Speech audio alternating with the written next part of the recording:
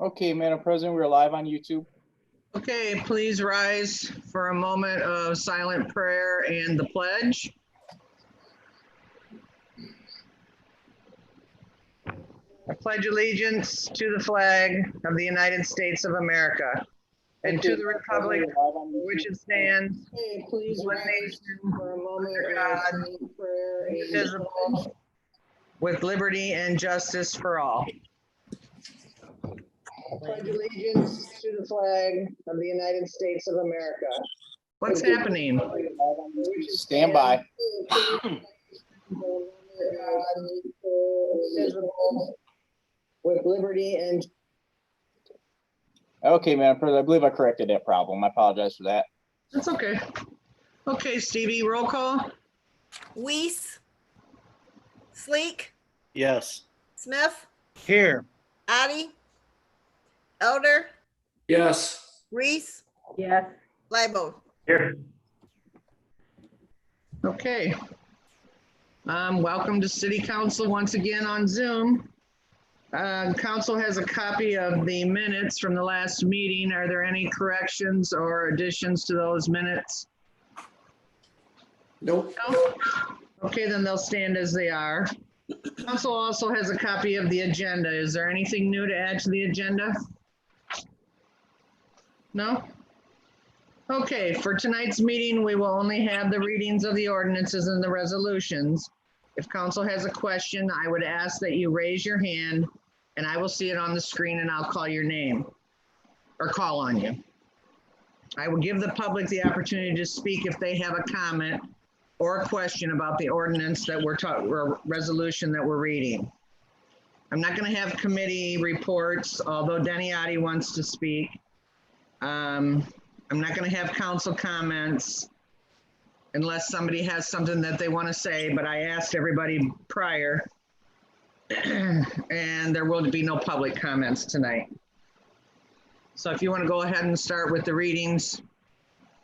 First reading of an ordinance authorizing the Safety Service Director to amend the position classification plan and the employee compensation plan for non-union employees to include the position of Director of Diversity, Inclusion, and declaring an emergency. Or Madam, anybody that wants to speak to this?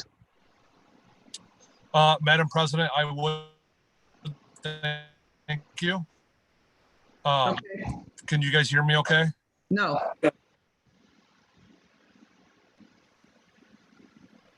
Can you hear me? Yes. Yeah. No. Okay, thank you. Real quick, is Paul Grohl on Zoom? Yeah. Ken, my first question is for you. Did we get the ordinance amended on pay grade for those? Not that I'm aware of. It was supposed to be amended to a pay grade 22. And from what I'm seeing here, it's only pay grade 24, or it is a pay grade 24. Okay. All right, we'll talk about that. First off, yes, I want to talk about this position. This is a position that I have been working on with the Mental Health and Recovery Services Board. I've spoken to Fremont City Schools Superintendent John Detweiler and also Ron Schumacher, president of Harris State Community College. We initially had a grant, if you recall, with the Mental Health and Recovery Services Board for the youth program called Mama's House for $49,500. We are to provide that program at the Fremont Rec Center. I had reached out to Mircho, the Mental Health Recovery Services Board Director, and asked him, as I've served on, many different committees and I've attended NAACP events and other minority events in the community, I don't feel that the cities really have a strong representative in light of everything that's taken place with just what's going on across our country, with the questions that the public has asked about diversity and inclusion inside the city, working with Mr. Melly on trying to get diversity training and cultural training in the city over the past several years. This is a position that I think is greatly needed. With an estimated population of 20 to 25% minority based inside of our community. As many of you have, all of you should have received the job description. As I'm talking to you, I'm trying to look down on it. You can see what this position will be doing inside the city. This person will be liaison with every agency inside the city of Fremont, and also work with the educational institutions that I listed. The $49,500 grant that we used to receive for the Mama's House program, that will now go to the wages of this position. I've spoken with John Detweiler and Ron Schumacher, who have agreed to contribute $25,000 each towards this position, and we would share the services with that position. As in my opinion, every student that comes to Terra State Community College is a part of our community, and every student that attends Fremont City Schools is a part of our community. And I think it's important that we collaborate and work together to provide services. Worst case scenario, let's say the 49th or the school, Terra State, and the schools for somehow cannot provide, that funding that they've committed to. I still think this position is greatly needed. That just means that the city would be receiving about half of the cost towards that position. We had budgeted to hire 3 police officers this year. Chief Bliss has chosen not to hire police officers at this time. From what I understand, and speaking with Chief Bliss and Safety Service Director Frost, the union has also agreed that not really pushing additional officers at this time. Is that correct, Mr. Frost? Yes, that is correct. I say that because by no means am I, as the mayor, trying to replace our law enforcement community. However, I do think that this position can assist the law enforcement community, the fire department, and the rest of the city, and internally inside the city, and outside with the constituents in the community. Mircea, is there anything that you to add? Good evening. Well, first, I would like to thank you, Mayor, for putting everybody together and making this happen. For us as a mental health board, this has been a priority to serve the minority community in the city of Fremont. We have committed, and I want everybody to know that our board already passed the resolution to approve $49,500 for this upcoming fiscal year, and we are planning after further financial reviews to hopefully be able to add more money to the pot, as we really want this to serve both the African American community as well as the Hispanic community. And really our goal is to work with this person and the city, law enforcement, and the educational institutions to also serve individuals with mental illness and addictions who are, again, maybe minorities and maybe are kind of left behind within our city. So we are very committed. Again, I want to thank the mayor for pulling everybody together to accomplish this. And now I think it's really up to you guys to support our efforts and approve this further. Thank you. Thank you. Anybody else have any words on this? I have a couple questions. Okay, so does Denny Yachty. Denny, you go first. Okay, I was just wondering, Mr. Mayor, if one of our councilmen will be allowed to be on that hiring committee. I'm not sure what committee. I know we have a citizen service committee or something of that nature. I was just wondering if one of the councilmen can sit on that search. No, this position will be appointed by me. It's a position that is unclassified that I will appoint under my administration. Okay, thank you. Are there going to be open applications? I haven't decided yet. I have spoken to a couple people. This is unclassified position. With creating this position, I would have authority to appoint this position without putting in an applicant process. Okay, John Elder. Yeah, I would hope we cast a wide search net to find the right person for this job. I think it's a great idea to do this. It's long needed, but I think there's still I have a lot of questions about it. For example, are we going to do diversity training with our current employees? Because go ahead. To answer your question, we have done some diversity training already, cultural diversity training. Every city employee has gone through cultural diversity training with Clement and Nelson, the company that we contract with. And this person will also do the diversity training inside the city and also be able to contract with outside agencies such as GelCap and other agencies. And does this have any impact on the current contractual language about hiring and things like that? Do we have to make any changes to the contractual language with our hiring practices? No, I don't understand what you're asking. I'm sorry. Well, if we're looking to hire a more diverse workforce, do we need to change any contractual language in how that's done? I don't know it. I don't think so, but I don't know at this time. Okay. I think we're in compliance with the way that we hire, if that's what you're asking. Well, I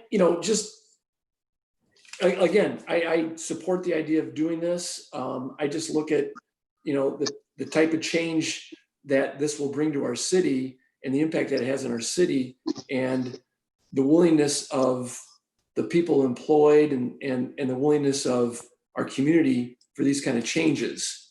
What do we need to do to make sure we prepare and be prepared to deal with these kind of changes that we're looking at? Paul, go ahead.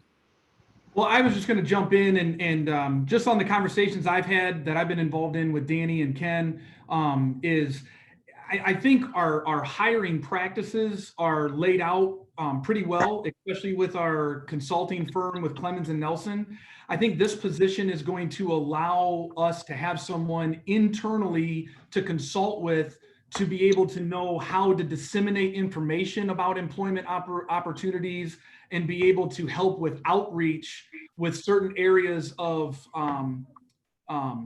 the population in and around Fremont to get these opportunities out there so that they can act as that liaison to disseminate that information back and forth. So it's not really, and they will be involved in reviewing our internal policies and that sort of thing. But I think it's also going to be a little bit more heavier relied on being that liaison and helping the city disseminate that information to minority segments of our population so they know of the opportunities and they know and understand what it takes to get those positions and how to go about doing it. So I think it's more on the liaison and outreach side rather than updating our contractual language on hiring practices. Our personnel policy manual is pretty thorough and pretty, Clemens Nelson does a lot of consulting with a lot of municipalities. So on that end, I think we're buttoned up, but on the outreach and on the back end with getting information out to the right people to make sure we're casting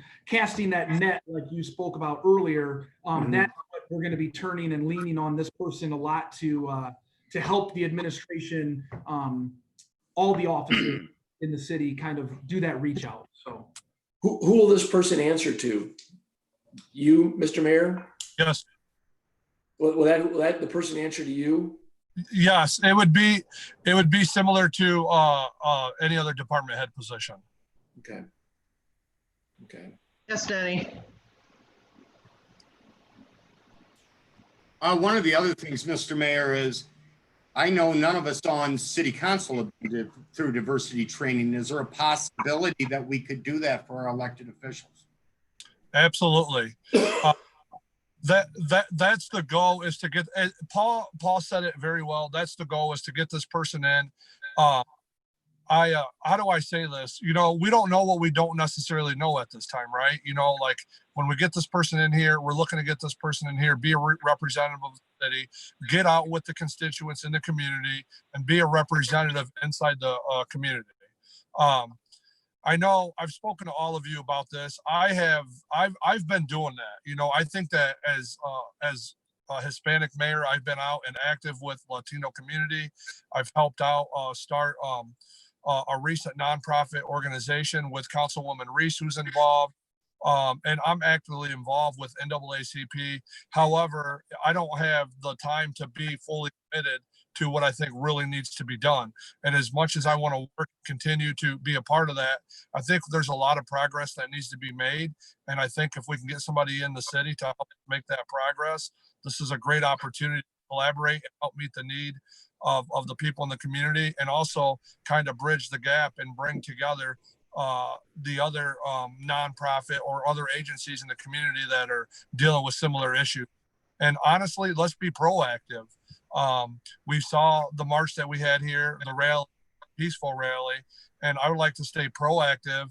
And this person would also work with the minority businesses in the community, you know, and kind of help kind of bridge the gap wherever the gap needs to be bridged at throughout the city.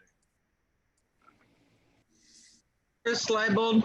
Thank you, Madam President. I was just curious how close we are to getting something in writing from Tara and the school board, and if we have a thorough outline of how, if this is our employee, how they are interacting with both those entities. Good question. So we do not have any contractual agreement with them yet because I haven't, Mr. Melly and myself have not been able to sit down and provide that. But I will tell you, I'm looking to have it be something similar to what we've done with the county on like IT services and how we provide those services. And I'm going to say this to City Council. Mircha was on the phone conference with myself and John Detweiler and Ron Schumacher when we talked about the financial commitment. However, I would ask City Council to not vote on this on the basing your decision on the commitment from the schools or the college, because we don't know at any time if they could have a change and not be able to make that contribution. I will say this,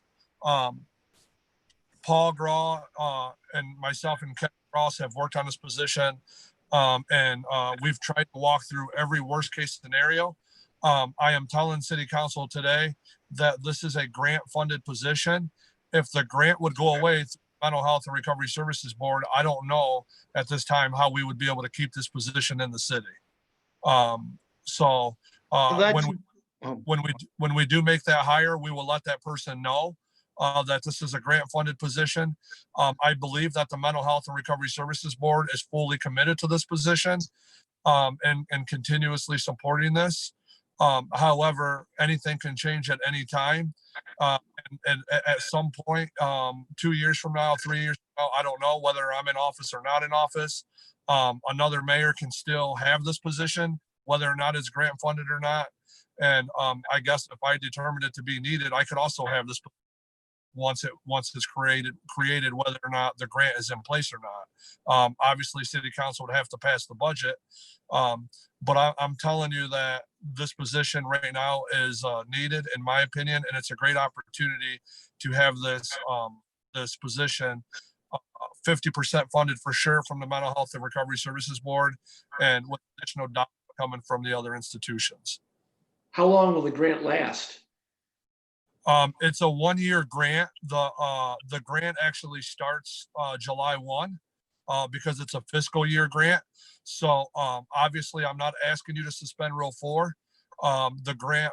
So my time would be we would vote on this the third, and which would be the first meeting in August, and then we'd look to have someone hired within a few weeks after that.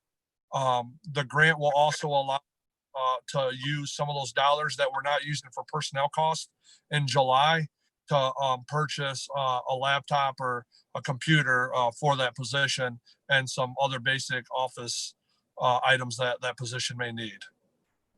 Can I introduce some? Can you hear me? Yeah.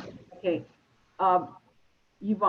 Mayor Sanchez, you stated that we have the grant for 1 year or 2 years?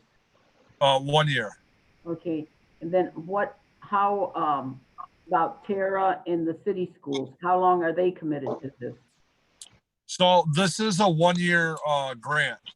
It's a 1-year commitment from the Mental Health and Recovery Services Board. I asked Mircha to be on the line because I just think that's how they do their grants. They're on a 1-year cycle. I don't want to speak for them, but to my understanding, there are numerous programs that they fund that are on 1-year cycles that are continuously funded through the Mental Health and Recovery Services Board. Is that correct, Mircha? Yes, that is correct. All of our grants or contracts are for a 12-month period. Since I've been at the board, we never had any commitment longer than 12 months. You wanted to know about the school's commitment as well? Yes, I did. Danny? The schools basically, John Detweiler, I should say specifically, told me that they would commit to $25,000 towards that position this year, and Dr. said the same. Mircha, am I missing anything on that? You were on that call with them. No, I don't think you're missing anything regarding the schools, but I do want to tell the council that while again our contracts are for 1-year period, our board is very committed to this project. So obviously, as long as we can keep the budget and as long as we can continue to renew the mental health levy in Sandusky County, I really don't see our commitment going away. I think Jim Sleek, did you have a question? Yes, I do. I'll get you in a minute, Justin.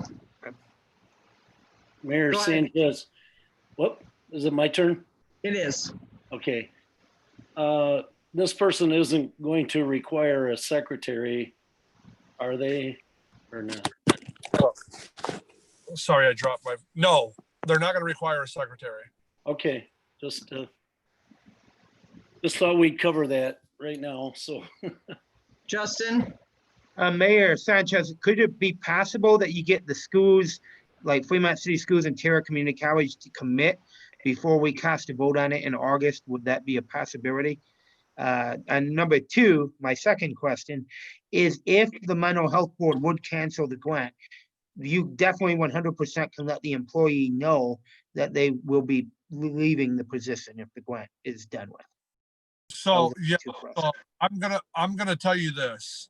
My job is to meet the need of the public, and if the position is created and the position is at that time, if the grant would go away, there is a dire need, and that position is advantageous to the city of Fremont, then maybe there'll be other ways that we look at that position. Okay, so I don't want to sit here and say that just because the grant went away, we no longer need a minority representative. Okay, to represent the city of Fremont. But what I will say is, I will continuously work with the Mental Health and Recovery Services Board and seek out other grant opportunities as we have in the past. I don't want to increase the budget any more than anyone else on council. But I also want to make sure that we meet the need of the community. And I think for now, this is the best way for a year to get those dollars, so that we don't increase the budget, and we're also able to provide the need. But I don't want to be locked into a statement that I made today, 2 years from now, saying that I would eliminate this for sure. I will tell the person that they are on a grant funded position, and that if the grant goes away, it is likely that position will go away. So when you advertise a position, what's going to be like when you advertise it, the salary and benefits package? Thank you for asking that question. So I'm going to try to give a short explanation, but it may be a little long. So currently what we're doing, Mr. Elder, is Paul Grau, myself, and Ken Frost are literally going through every administrative position and management position in the city with Clement Nelson, and doing a analysis on the job position description and pay, and getting comparative analysis to other communities. Okay.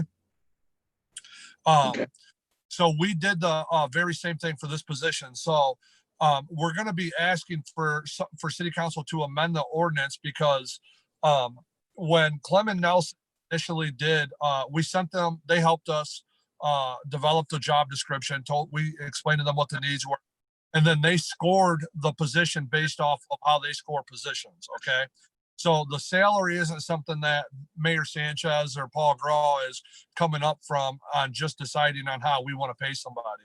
There is a reason on how the determination was made for the salary. After Clem and Nelson came up with what their scoring guide was for this position, there had already been an ordinance set in front of you guys, which is a grade 24. Okay, a grade 24, just so you know, that would be comparable to a parks superintendent or the rec superintendent. Okay, so just for to give a comparison on what that would be. However, Paul Graw, myself, and Ken Frost, we sat down yesterday and we went through everything that because this position isn't in place yet. And then although Clement Nelson scored it, we're the ones that's going to be, I guess, particularly me, my administration is going to be the one supervising this person. However, Paul Graw, myself, and Ken, we try to get together when we make these changes so that way we can all be on the same page. And we kind of rescored the position on what we thought the true need was going to be in the city. After we went through the evaluation, we felt that there were some things that they're not gonna do that actually dropped some points to the grid, if you will, and it knocked the job position back to a grade 22. Paul, do you have that grade with you?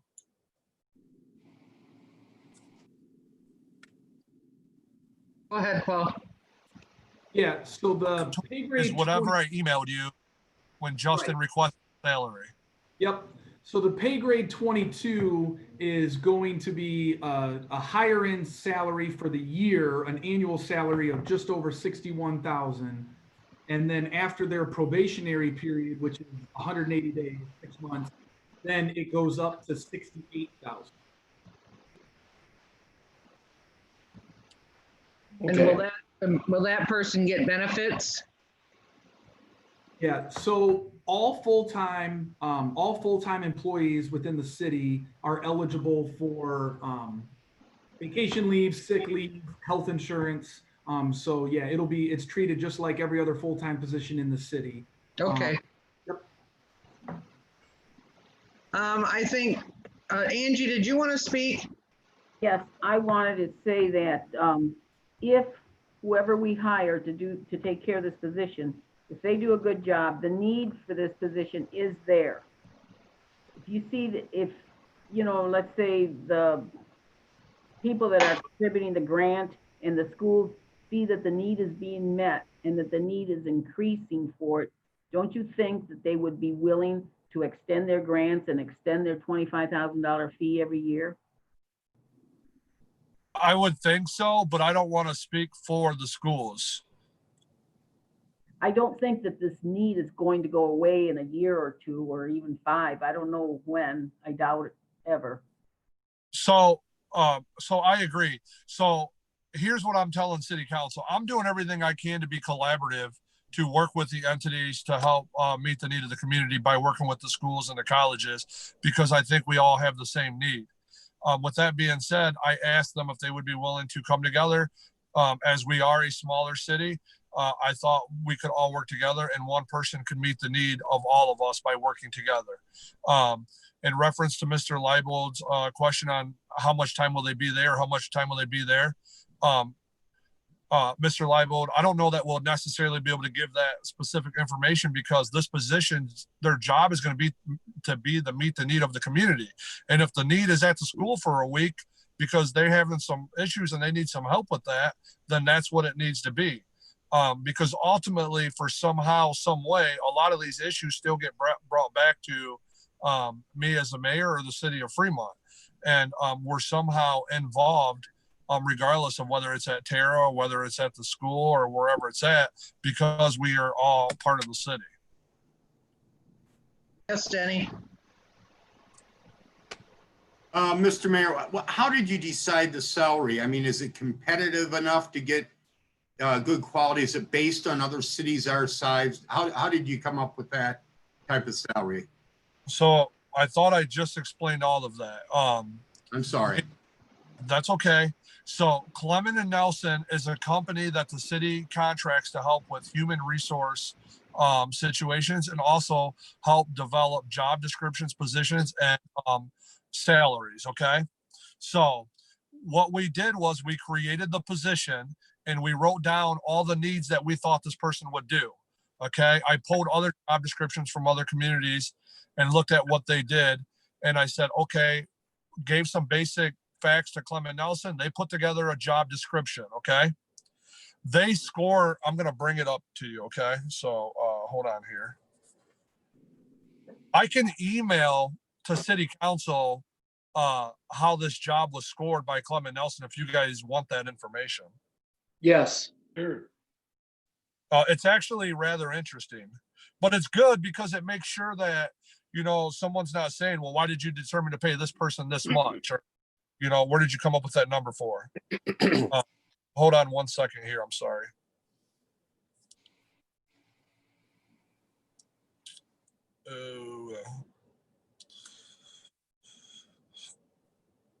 So every job inside the city of Fremont is based on factors. Okay, those factors are I'm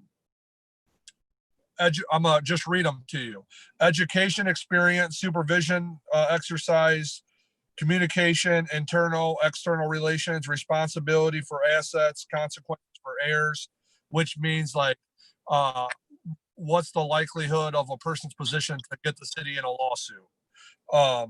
Independence of work discretion, responsibility of policies and procedures, work environment, health and safety, responsibility for accurate records and reports. Okay.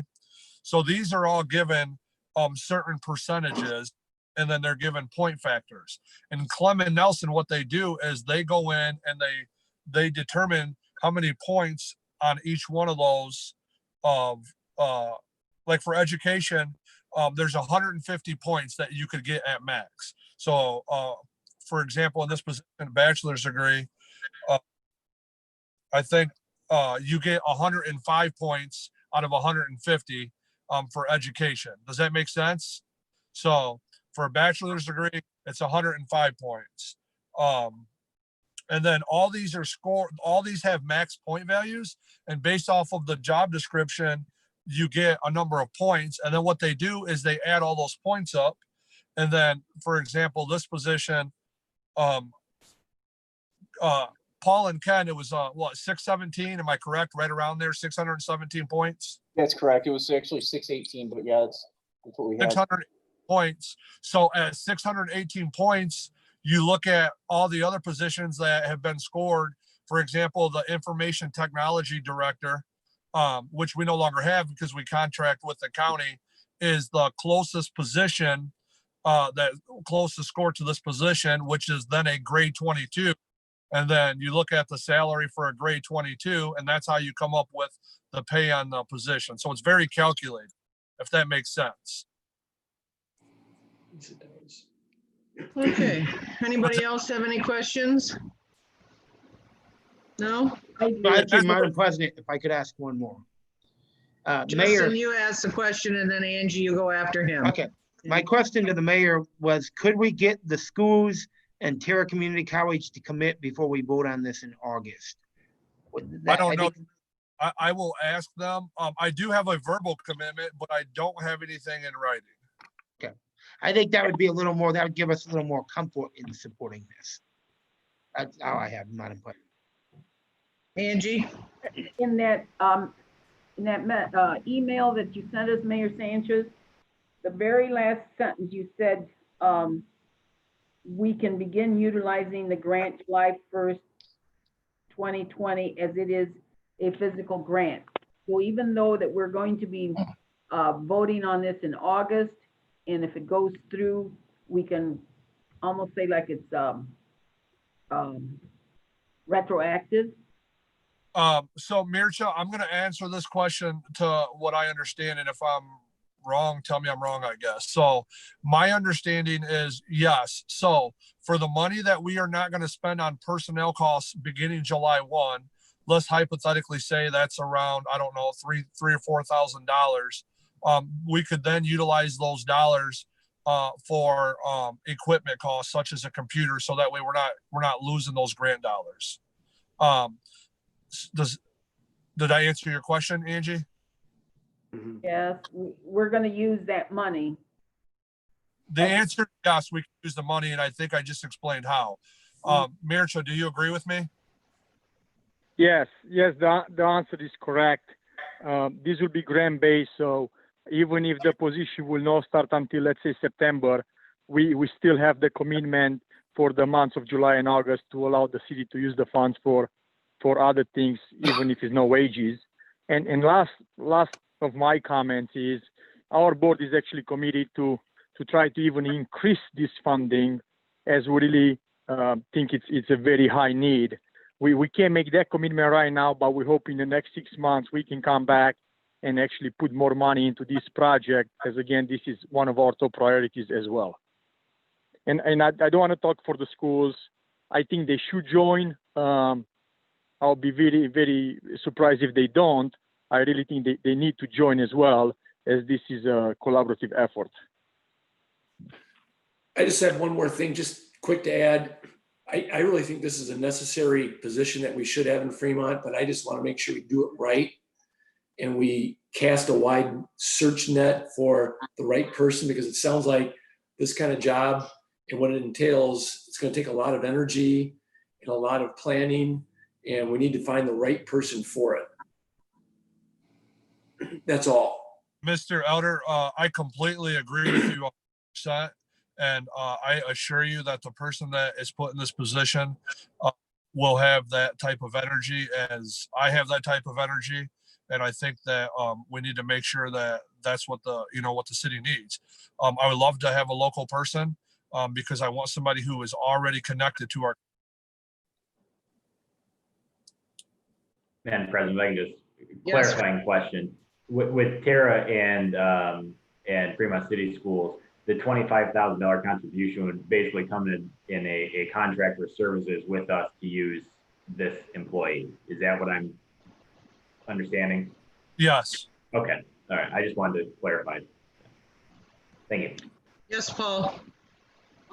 Yeah, I just wanted to jump in. The example that Mayor Sanchez used earlier with our contractual relationship with the county, where we actually pay the county for them to provide those services, is a good example. We'll just be in a different role. And another good example is we already have a contractual relationship with Fremont City Schools to provide the SRO. Mm-hmm. So we already have kind of the framework of an agreement for services related to the SRO, that we provide them, that employee, for services to be provided, and then they have a contractual obligation to us. So I think it would really be very similar to the SRO contractual relationship, because it would be our employee just like the SRO is, and we'd be providing it to Fremont City Schools and to Tara. So. Okay, anybody else? No, I think that constitutes the first reading of that. You ready to move on, Stevie? Yep.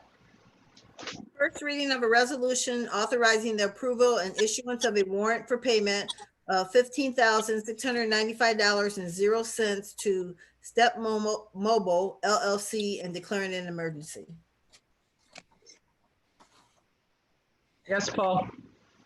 Yeah, for City Council, I forwarded a letter from Chief Probation Officer Trish Roberts earlier this week that kind of explained this warrant for payment, which specifically is for some case management software that the Probation Department and Municipal Court got a grant for.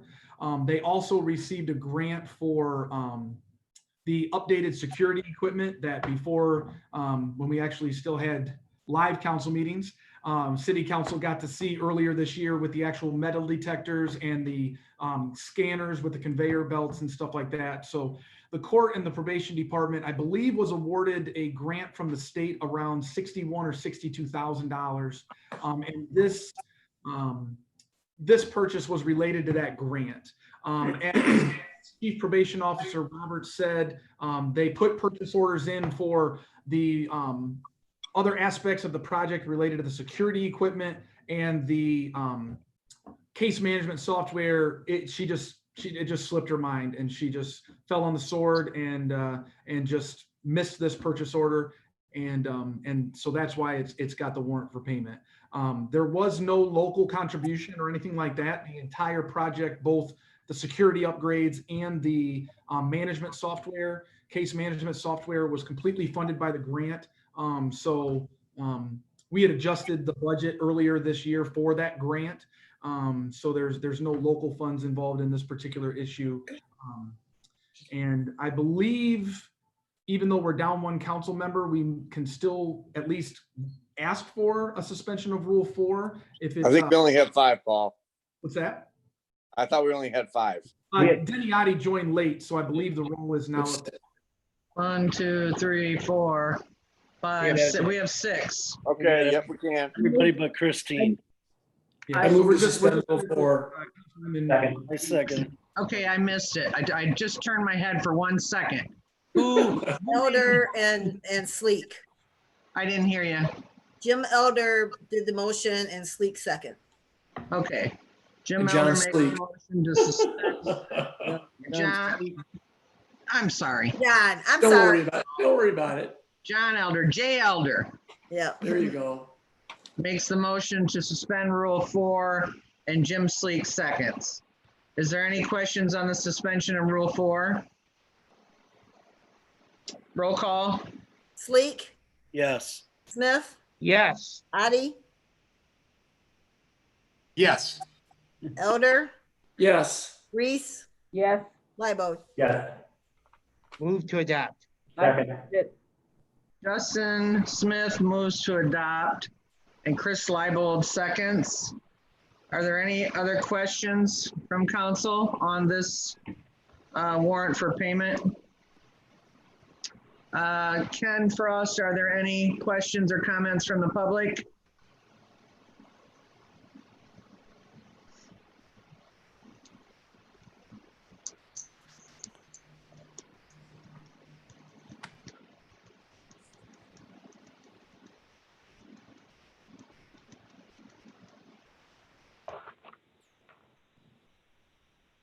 Madam President, there are no questions or comments from the public. Okay. Roll call. Smith, Yes. Adi, Yes. Elder, Yes. Reese, Yes. Libo, Yes. Sleek. Yes. Okay, approved. Okay. Deniati wanted to speak tonight because I believe he had a committee meeting. So do you want to go ahead, Denny? Yes, thank you, Madam President. Being on the Traffic and Utilities Committee, I'm also devoted to the Traffic Safety Committee, which is basically Chief Bliss, Chief Foose, Superintendent Goon, Amanda, myself. So anyway, there's a couple of things coming up. Tucker's there. I think Ken Frost is on that committee also. A couple of things that are going to be, we talked about and might impact the city, or some positive changes. Pastor at St. Joe's, Father Remley, has requested that we take the traffic light down at Wood and Krogan Street. That light was basically there for the school, which is no longer there. If you go past there, if you look at the poles, they're kind of unsightly. What he would like to do is see that turned into a 4-way stop, and use the historic signs that the Berkshire Historic District has, which the parish will pay for. So we did discuss that and are looking into things such as traffic flow. Can we do it if there's too much traffic, so on and so forth. The other thing we addressed is Garrison Street, there has been some complaints about people going down the wrong way. Mhm. I took some pictures of the different signage. They seem to think, we seem to think there's adequate signage there, but we'll keep an eye on that one. And then there was a complaint about the four-way stop at Franklin and Miller. If you're going down Franklin Street towards the high school, that right there where the stadium is, because one of the trees, it kind of blocks the stop sign. And I know going northbound, it kind of pops out at you about a half a block away. So we discussed that, and that is also something we're looking into. But I just wanted to share that with. What is it that you're looking into for Franklin and Miller? Because Franklin already is high traffic and high speed. I have more complaints. Yep, a removal of some of those trees along there or cutting back so they see the stop sign. Okay. So that was the main thing. We think, I talked to John Lauer up there, and you know, one of the things, they're seeing increased traffic because of Rawson Avenue being closed down. Well, sure. And you know, he addressed that with me, you know, people are even cutting through his alleys. And I said, you probably got a lot of people from out of town, you know, that are just taking the first ride, zip, zip, zip, and trying to find their way through. But I says, there is bumps in that alley. And he said, correct. Hang on. Okay, he's quiet. So anyway, that's one of the things that we're talking about, at least the stop signs, not the traffic issue, but we can certainly look into that, Madam President. Well, yeah, you can certainly clear up the trees for the stop signs, but you can't take any more stop signs off of Franklin Avenue. Oh, we won't. No, The definitely. neighbors, I mean, I have a friend that lives there that calls me, the cars go 55 mile an hour. I had a car pass me on Franklin Avenue when I was coming home from the high school. Actually went right around because I wasn't going 55. That's why we're not going to take any stop signs down around. there. Yeah. We need We more could- stop signs on that road. Mr. Street, was that you on the school bus passing Jamie? Yes, I did use my turn signal. Okay, just making sure. You know, we could look into speed bumps as a possibility, but I've been told those are quite expensive. Yeah, and I there's just a long stretch. It's all the way from State Street to Miller Street before there's a stop sign, I believe. That's a long way, and then you can build up some pretty good speed there. Madam President, I will certainly add that onto our next agenda items for the Traffic Safety Committee. Thank you. Any other questions? Thank you, Madam President. Okay. I'd like to just report that we got a nice thank you letter from the Sandusky County Veterans Memorial Park for the $5,000 donation from Walsh Park. They're just thrilled to have it, and if you haven't had the opportunity, please go up there and check it out. What they've got done so far is just beautiful. The other thing I'd want to add is the COVID virus is ramping up again, and I would like to take this opportunity to remind everyone to wear a mask in public. I wear a mask to protect all of you, so please wear your mask to protect everybody else. And that's it. That's all I have. Move to adjourn. Second. Second it. Okay, John Elder moves to adjourn. I think Chris Leibold seconds. Roll call. Addie, Yes. Elder, Yes. Reese, Yes. Leibold, Yes. Fleet, Yes. Smith. Yes. Adjourned. Bye-bye. Bye, everybody. everybody. Headed forward. Everybody